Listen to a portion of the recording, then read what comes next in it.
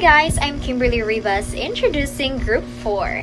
In this video, we're going to learn about linear programming problems, but before that, let's have a little background about LPP. Linear programming problem in math is a system process of finding a maximum or a minimum value of any variable in a function. It is also known by the name of optimization problem. LPP is helpful in developing and solving decision-making by mathematical techniques. In the next videos, these amazing people are going to show you more and elaborate about solving LP problems graphically. And without further ado, let us all watch and learn. Hello, good day. Given problem. Question number 1. Z equals 5x plus 8y and 2x plus y less than 14 and x plus 34 less than 17 and x and y greater than 0. Question number 2. 2x plus y less than 14 and 2x plus y equals 14 and y equals b is 2x plus y equals 14 and 0 plus y equals 14 and y equals 14 follows 0 and 14. Y equals O, 2x plus y equals 14 and 2x plus O equals 14 and 2x equals 14. 2x over 2 equals 14 over 2, equivalent of 1. X equals 7 and 7 and 0. So, thank you, Mrs. Sugarol. So, in the second constraints, we have x plus 3y less than or equal to 17. Again, change the inequality signs to equal signs. So, it becomes x plus 3y is equal to 17. So, change inequality signs to equal signs. So, let x is equal to 0. So, 0 plus 3y is equal to 17. So, kaning 3y is equal to 17, divide both sides by 3, so it becomes 17 over 3, or it can be 5.67. So we have 0 and 5.67. Next is y is equal to 0. So x plus 3, open parenthesis, 0, close parenthesis, is equal to 17. So it becomes x is equal to 17. So we have 17 and 0. And 4x is greater than or equal to 0. Changing inequality signs to equal signs. It because x equal to 0. Same as y. Because y is equal to 0. Now, I'm giving to stage for Miss Amoris for graphics. Thank you, Kent and Rodney. Since we already have the coordinates for our points, what is shown here is the plotting of coordinates on the graph. We have here the coordinate 7, 0, in which its point fall on number 7. For the coordinate 0, 14, the point fall on number 14.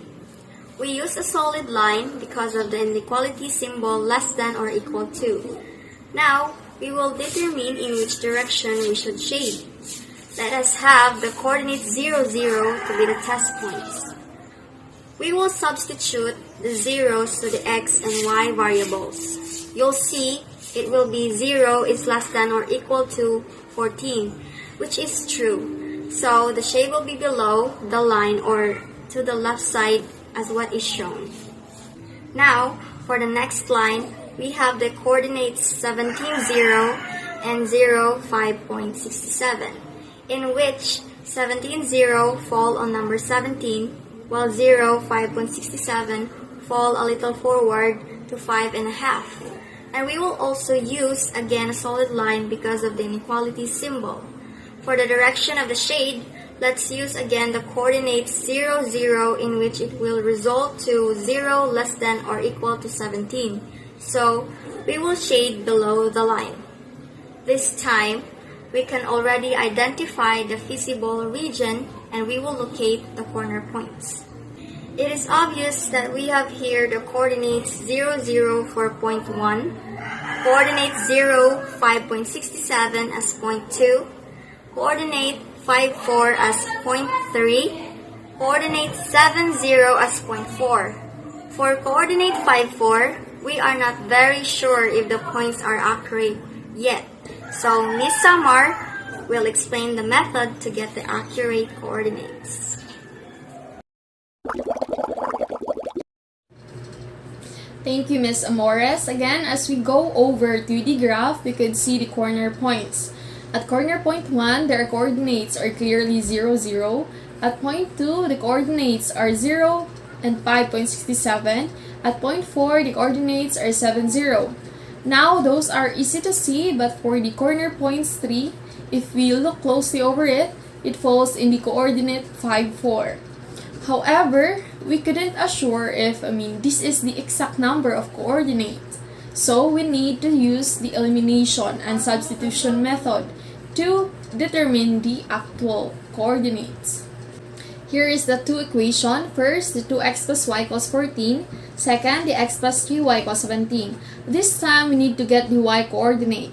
First, we supposed to eliminate x, and the coefficient of x here in equation 1 is 2. Then, I can simply multiply the second equation by 2 to give 2x plus 6y equals 34. And now, we can finally subtract the equation 1 to the new equation of 2.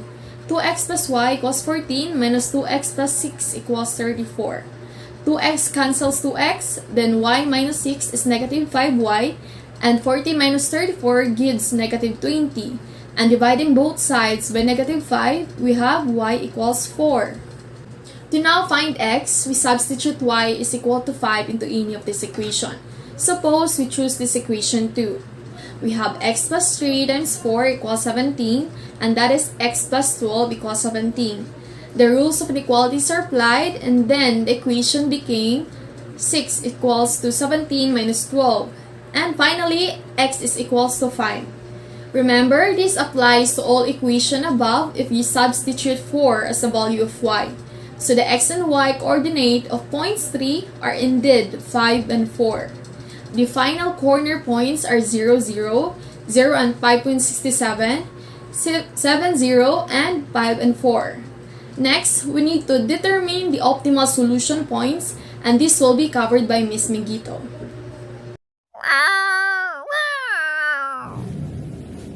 So now we will determine the optimal solution by finding the corner points that gives the best value of the objective function. So the objective function was to maximize z equals 5x plus 8y. So the objective function or its value is sometimes represented with z. Now, the xy coordinates at point 1 are 0 and 0. And substituting that in the objective function gives 5 times 0 plus 8 times 0, which is equals to 0. So now let's proceed at point 2. We have 0 and 5.67. So the objective function value is 5 times 0 plus 8 times 5.67, which is equals to 45.36. Next is at point 3, we have 7 and 0. So 5 times 7 plus 8 times 0, which is equals to 35. And finally, at point 4, with 5 and 4, is 5 times 5 plus 8 times 4, which is equals to 57. So there, we can identify that the point 4 is the highest value of objective function. So the solution set of this LP model is x equals 5 and y is equals to 4. and the corresponding objective function value is z equals 57.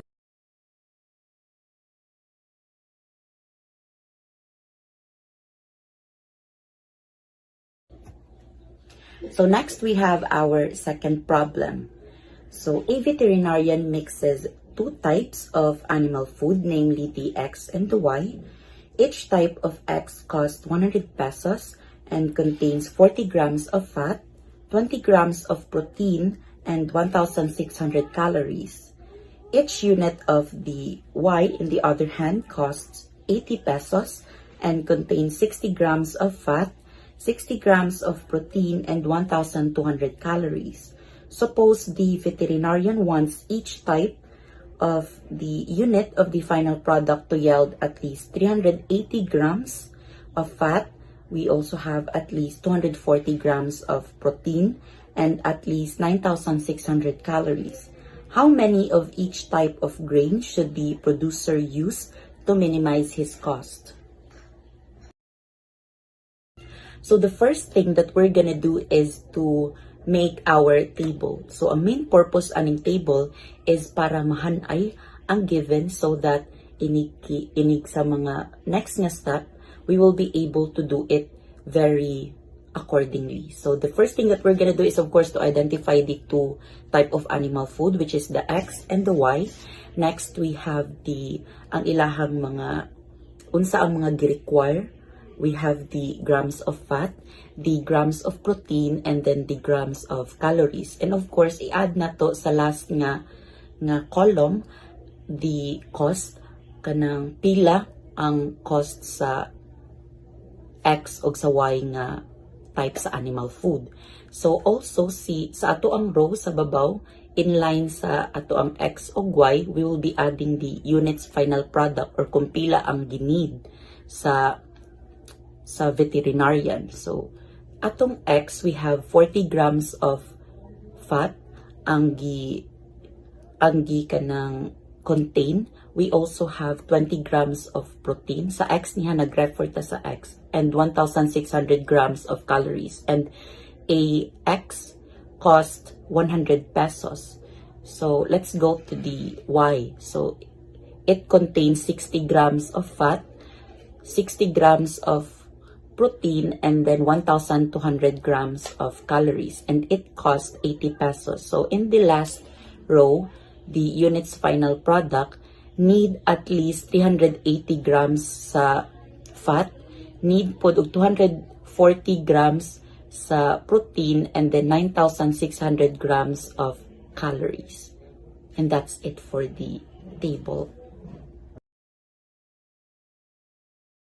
So let X is the number of X grain the producer should use. Then let Y the number of Y grains the producer should use. So cost of producing X grain is 100X. Then the cost of producing Y grain is 80Y. So total cost is 100X plus 80Y. So, since ang gipangita sa problem is minimum, so itong gamiton is minimum Z is equal to 100X plus 80Y. So, asin na ito nakuha ang 100X plus 80Y, nakuha na ito sa total cost na gistorya ni Jared sa last video. Next is 40X plus 60Y greater than or equal to 380. Kaya ang pangkipangutana sa problem, at least. So, that's why nga nung greater than or equal to. So, same as the 20X plus 60Y greater than or equal to 240. So, next is 1,600X plus 1,200Y is greater than or equal to 9,600. Nakuha gyapon ni sa table sa katong X and Y. Next is X and Y is greater than or equal to 0. Kani siya kay kaning X and Y greater than or equal to 0 is given and done. So, we have here 40x plus 60y is greater or equal to 380. And in this case, we will make it into an equation. So, it will be 40x plus 60y is equals to 380. And after we will make it an equation, we will make x and y is equals to 0 So in letting x is equals to 0, so 40 times 0 is equals to 0. So 60y is equals to 380. And we will eliminate 60 and divide both sides by 60 and cancel those 60. So y is equals to 380 divided by 60. So it will come up with the answer of 6.33. So in letting y is equals to 0, 60 times 0 is equals to 0. So 40x is equals to 380. So we will eliminate 40 and divide both sides by 40 and cancel those 40, and x is equals to 380 divided by 40, and it will come up with an answer of 9.5. Next is 20x plus 60y is greater than or equal to 240. And first thing we're gonna do is to make it an equation. So 20x plus 60y is equal to 240. And then let x equals to 0. So 20 plus 60y is equals to 240. And we're gonna divide 60y and 240 to 60. So 60y divide 60, we cancel out 60, so y. And then 240 divide 60 is equals to 4. So 0, 4. Now, let y is equal to 0. So 20x plus 60 is equals to 240. Now, we divide 20x and 240 to 20. So 20x divide 20. We cancel out 20. So x. And then 240 divide 20 is equals to 12. So x is equals 12. So it's 12, 0. I'm Justin B. here, so 1600x plus 1200y is greater than 9600. So 1600x is equals to 9600, so it's divided by 1600, so it equals to x equals 6. So 1600 plus 1200y is equals to 9600. Yeah, 1200y is equals to 9600 divided by 1200, and it equals to y equals 8. Sorry. Hello everyone, this is Joe Marie. So from the objective function 100x plus 80y, subject to the constraints of the second problem as discussed earlier. So this shows the graph of the three constraints of the problem. So we have here 4 corner points, so 0, 8, 2.5, 4.67, and 7, 1.67, and 12, 0. So now let these points to substitute to the x and y value of the objective function 100x plus 80y in order to identify how many of each type of grains should the producer use at the minimum cost. So point 0, 8 gives 640, point 2.5, 4.67 gives 623.6, and point 7, 1.67 gives 833.6, and point 12, 0 gives 1200. So as we can see, the point of 2.5, 4.67 is the solution set for this LP model because it gives the lowest or minimum cost among all. Thus, x is equals 2.5, which is the grain type 1, and y equals 4.67 refers to the grain type 2, and the cost is Philippine pesos is 623.6. Thank you. So for the last part, in order to get the final answer, we will be substituting the value of corner points to the question of 100 times x plus 80 times y. So the corner points here is first 0 and 8, second one is 2.5 and 4.47, third one is 7 and 1.67, the last one is 12 and 0. So first 100 times 0 plus 80 times 8 is equals to 640. Second one is 100 times 2.5 plus 80 times 4.47 is equals to 623.6 or 624. The third one is 100 times 7 plus 80 times 1.67 is equals to 833.6 or 834.